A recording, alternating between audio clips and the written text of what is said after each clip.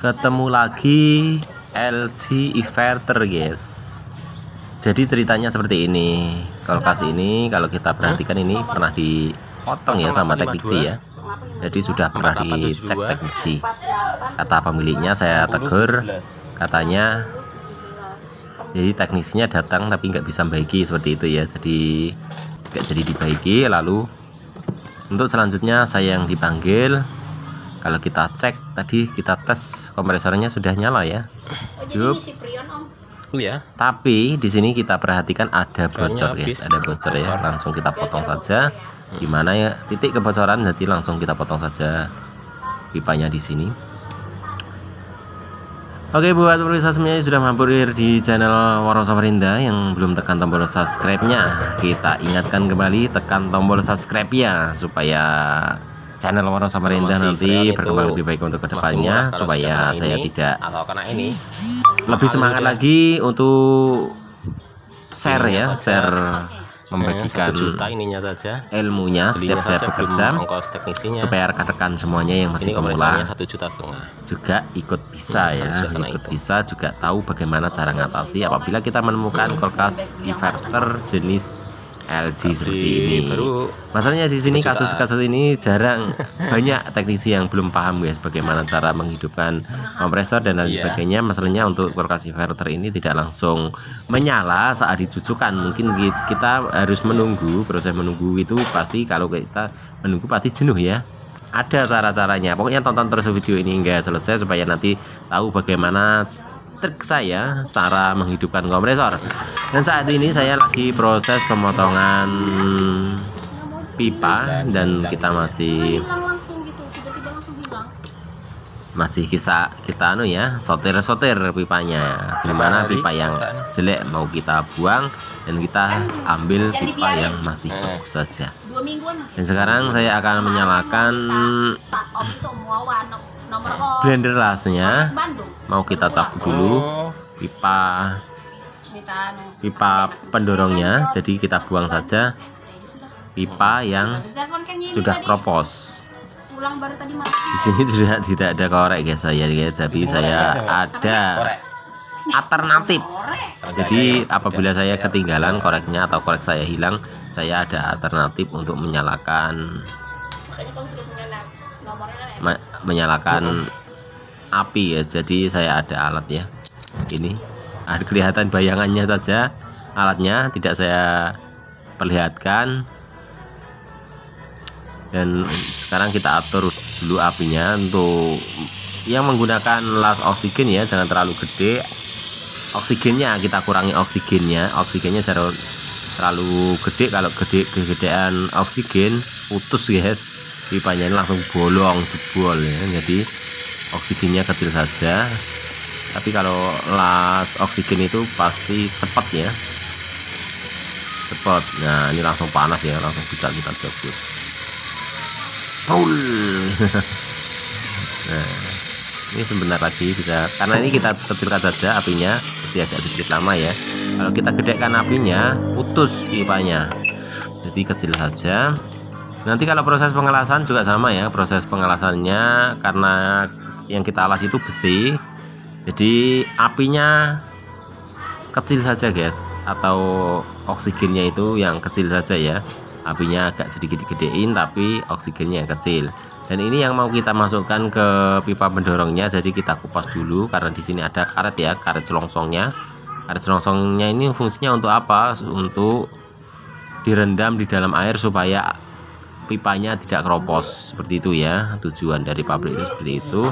Tapi banyak yang fatal ya, tapi banyak yang awet juga banyak apa yang fatal.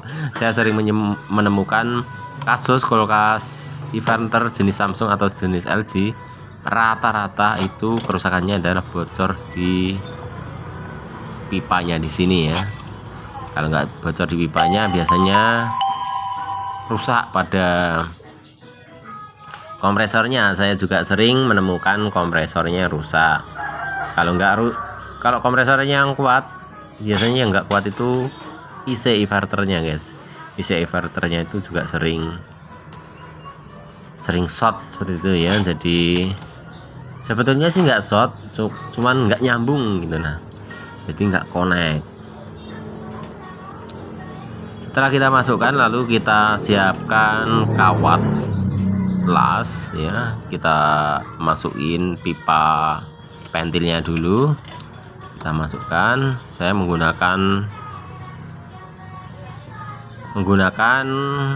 pipa kapiler yang ukurannya 41 untuk pengisian freonnya, supaya nanti lebih mudah saat pemotongannya, juga cepat saat pengisiannya.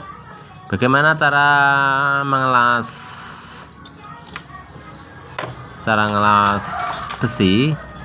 Maka kita siapkan yaitu obat kimia, guys. Nah, seperti ini obatnya.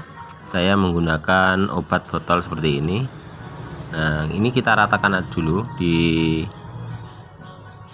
yang sering kita lakukan seperti ini, guys. Jadi kita ratakan di kawat lasnya atau di peraknya ya. Lalu setelah kita lilitkan di peraknya, lalu kita panasi sampai meleleh, tapi nggak sampai meleleh betul. Nah, seperti ini, guys, alat saya, guys, untuk menyalakan apinya. Kita kecilkan apinya, nggak boleh terlalu gede ya. Perhatikan seberapa ukuran api. Nah, semburannya seperti ini, guys. Dan mana yang kita perhatikan itu yang kayak jarum ya, api yang merah kayak jarum di dalam apinya itu. Perkiraan panjangnya 1,5 cm. Itu ukurannya kalau saya ya. Kalau kalian ya nggak tahu berapa. Lalu kita lelehkan dulu kawat las yang sudah kita lumuri burak tadi ya, sampai buraknya benar-benar tercampur. Kalau buraknya sudah tercampur, baru kita pakai untuk mengelas pipa besinya. Jadi sangat mudah, guys. Kalau seperti ini tuh ngelas itu hanya sekali saja langsung lengket. Jadi kita tidak berulang-ulang untuk melasnya, jadi cuman sekali saja sudah langsung ya, langsung lengket. Perhatikan, dan kita tunggu sampai benar-benar merah besinya di sini. Kalau besinya belum merah, jangan kita tempelkan, biarkan merah dulu. Perhatikan, ini belum kita tempelkan ya. Kalau nanti kita perhatikan sudah merah, cepat lah yang langsung kita tempelkan. Ini belum kita tempelkan, kita tunggu sampai merah ya. Nah, ini sudah merah, langsung kita tempelkan. Nah, langsung lengket, guys. Jadi tidak perlu lama-lama ya. Ini langsung keliling. Jadi untuk pengelasan ini harus benar-benar keliling ya. Kita perhatikan keliling ya, bawah atas bawah kita perhatikan sudah keliling atau belum. Yang paling penting itu bagian belakang, guys. Bagian belakang yang tidak bisa kita lihat dengan mata kita, maka di situ kita leleti ya, kita tutul dulu, kita sentuh dengan kawat lasnya supaya merata. Nah, ini sudah selesai, guys, sudah selesai. Nah, langsung jalur pentilnya. Kalau jalur pentilnya ini nggak usah pakai yang burak ya, jadi kita balik dengan tadi yang kita kasih burak yang di atas, jadi yang di bawah kan tidak saya kasih burak. Jadi untuk mengelas jalur pentilnya, masalah jalur pentilnya di sini menggunakan pipa tembaga. Jadi jangan gunakan burak, langsung saja, langsung pakai peraknya saja. Nah, ini mudah kalau jalur pentilnya di sini, masalahnya dia tidak ada besinya ya, langsung tembaga semuanya. Setelah kita las, selesai kita las, lalu kita lakukan pengisian. Jadi di sini saya mengisi menggunakan R134. Sebelum kita isi, kita perhatikan dulu, pastikan dulu bahwa ngelas kita itu tidak ada yang gagal ya. Perhatikan menggunakan kaca cermin seperti ini. Jadi perpisah semuanya harus membawa kaca cermin apabila lagi nangani kulkas ya, kulkas bocor seperti ini, atau kita akan ngelas jalur besi. Nah, kalau pipa tembaga ini langsung keliling semuanya, pasti sudah bagus langsung. Tapi kalau kita ngelas besi itu harus benar-benar kita perhatikan menggunakan kaca cermin seperti ini. Sekarang proses pengisian langsung kita isi menggunakan R134. Dan di sini nanti saya akan kasih tahu bagaimana cara menyalakan kompresor ya. Kompresornya ini mati guys. Tapi kalau kita belum tahu, pasti nggak tahu bagaimana cara menghidupkan ya, untuk menghidupkan cara darurat ya, cara paksa menghidupkan. Jadi di sini nanti kita ajarkan bagaimana cara paksa menghidupkan kompresor kulkas inverter merek LG. Nah, ini kita, nah di sini guys, kita akan tunjukkan di sini tempatnya ya. Dan kita akan nyalakan paksa. Ke posisi kenapa berkedip? Karena posisinya error ya, karena kita hidupkan secara paksa. Nah, itulah tadi bagaimana cara menghidupkan kompresor kulkas inverter dengan cara paksa. Dan sekarang kita proses pengisian. Proses pengisian ini, untuk pengisian awalnya nggak usah terlalu full ya, kita isi pokoknya tetap mesti di bawah 0 PSI. Nah, kalau sudah benar-benar menyala seperti ini guys, kalau sudah benar-benar menyala itu tidak ada lampu satupun yang menyala, harus lampunya, indikatornya off-nya ya.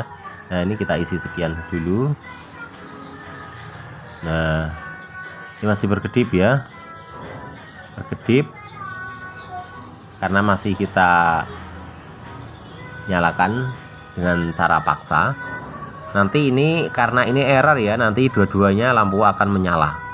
Ini saat lampu di sini menyala berkedip, nanti sebelah kiri pun akan ikut menyala karena error. Seperti itu. Kita sambil pegang-pegang ya, karena sudah kita isi.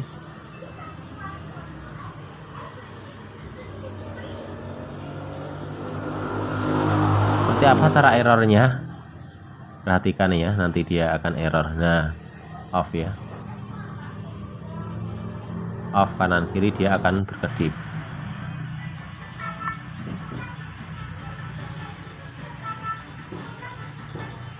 Nah, ini sudah benar-benar menyala. Sekarang kita tunggu selama 10 menit guys. Untuk proses penungguan ini memang benar-benar jenuh ya. Sekarang kita proses pengisian, nanti kita isi. Yang kita perhatikan itu bukan di analisernya, yang kita perhatikan itu adalah di ampere ya guys ya. Ampernya ini baru 0,5. Nanti apabila 0,6 atau 0,7 kita stop ya pengisiannya ya, nanti dia akan naik sendiri. Nah, ini kita proses pengisiannya itu sedikit-sedikit, jangan langsung penuh ya. Nah, ini kita stop aja sampai di sini dulu pengisiannya. Kita stop 0. Nah, ini naik sendiri. Kita biarkan selama 10 menit mungkin dia tiba-tiba naik ya, naik. Apabila naik seperti ini ya, ini naik terus ya sampai 1,2. Bagaimana cara nurunkan ya? Karena ini kita perhatikan di manifold meternya juga naik, kita akan buka di manifold meternya, kita kurangi sampai ampere meternya menunjukkan di bawah 1 guys, mungkin 0,9 atau 0,8 ya. Kita akan turunkan lagi. Nah, ini 1,2 mau kita buka saja. Kita buka, kita kendori saja di sini. Jadi kita isi menggunakan R134 dan aslinya menggunakan R600, tapi kita isi R134A. Kita akan keluarkan, usahakan di bawah 0 PSI, di bawah 0 ya, bukan 0 PSI enggak, di bawah 0 PSI atau 0 PSI juga bisa. 0 PSI. 0 PSI itu masih kebanyakan. Kalau bisa kita usahakan di bawah 0 PSI. Dan di sini untuk ampermeternya kita akan turunkan ampernya karena ampernya terlalu tinggi. Kalau terlalu tinggi biasanya kulkas terlalu panas. Nah ini ya, kita kurangi terus sampai menunjukkan 0,9. Nah sudah 0,9. Kita turunkan lagi, apabila masih bisa kita turunkan, dan di sini sudah menunjukkan di bawah 0 PSI. Oke lah, sudah kita stop saja karena ampere yang kita perlukan sudah sesuai. Lalu kita putus dan sambil kita pegang-pegang apakah terlalu panas pada filternya. Apabila terlalu panas kita kurangi lagi guys. Oke, karena di sini cuman hangat saja di filternya, langsung kita tutup saja. Berarti untuk perbaikan hari ini sukses guys. Dan langsung kita rapikan semuanya. Kita rapikan, nanti kita cek bagian depan ya guys ya. Setelah kita rapikan, yang perlu kita cek yaitu kipas harus menyala. Lalu lampu ya, lampu bawah di bagian bawah harus anginnya turun sampai ke bawah. Dan kita atur juga pengaturan suhu. Bagaimana cara pengaturan suhu? Nanti kita saksikan sama-sama proses penyetelan pada pengaturan suhunya. Selesai kita rapikan. Oke, langsung kita menuju ke depan ya, dan ini kulkas jenis yang kita perbaiki, kulkas LG. Kita perhatikan di sini sudah dingin banget. Oke, selanjutnya kita cek bagian bawah apakah dinginnya sudah merambat ke bawah. Oke, di sini tangan saya sudah merasakan dingin, berarti sudah oke. Dan kita atur di tengah-tengah saja untuk termostat yang di bawahnya, potensionya. Dan di sini kita atur di angka 3 ya, di angka 3 atau di angka 2. Nih, perhatikan. Nah, kita atur saja di angka 2 ya, biar dingin bagian bawah, biar dingin banget bagian bawah. Yang penting nggak beku. Oke, mungkin sampai di sini dulu. Jangan lupa like, comment, share.